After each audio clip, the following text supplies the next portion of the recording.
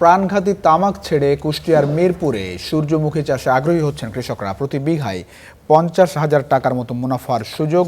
এই আগ্রহের মূল কারণ বলছে স্থানীয় কৃষি অফিস। উৎপাদন বাড়াতে সব ধরনের সহযোগিতা করার কথা জানিয়েছেন কৃষি কর্মকর্তারা। বিস্তীর্ণ মাঠ জুড়ে কিছুদিন আগেও হতো তামাক চাষ, এখন সোনালী আলো ছড়াচ্ছে হাজারো সূর্যমুখী। এই ফুল আবাদ করে অর্থনৈতিক সমৃদ্ধির আশায় বুক বেঁধেছেন কুষ্টিয়ার মিরপুর উপজেলার চাষিরা। মানসম্মত ভোজ্য তেলের উৎকৃষ্ট উৎস হিসেবে সূর্যমুখী ফুল সমাদৃত। এছাড়াও রোগ প্রতিরোধ ক্ষমতা বৃদ্ধি সহ বিভিন্ন কাজে ব্যবহার হয় এই ফুলের বীজ। এই চাহিদা মাথায় রেখেই তামাক ছেড়ে সূর্যমুখী চাষে আগ্রহী হয়েছেন উপজেলার 60 জন কৃষক।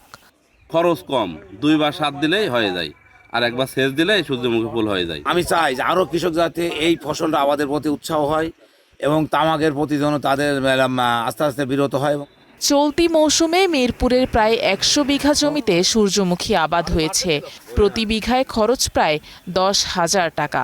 বিঘায় উৎপাদন কমপক্ষে 7 মণ এবং প্রতি মণে দাম মিলবে 4 থেকে 4,500 টাকা।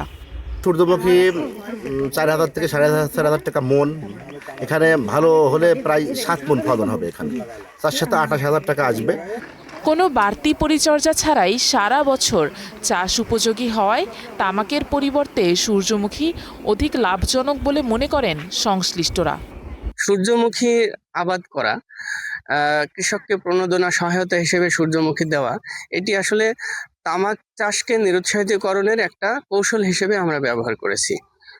আমরা এখানে যে কৃষককে সূর্যমুখীর আবাদ করতে দিয়েছি, এটি দেখে কিন্তু আশপাশের কৃষকরা ব্যাপকভাবে উদ্বুদ্ধ। আগামী বছর থেকে আরও বেশি জমিতে সূর্যমুখী ফুলের আবাদের পরিকল্পনার কথা জানান স্থানীয়রা।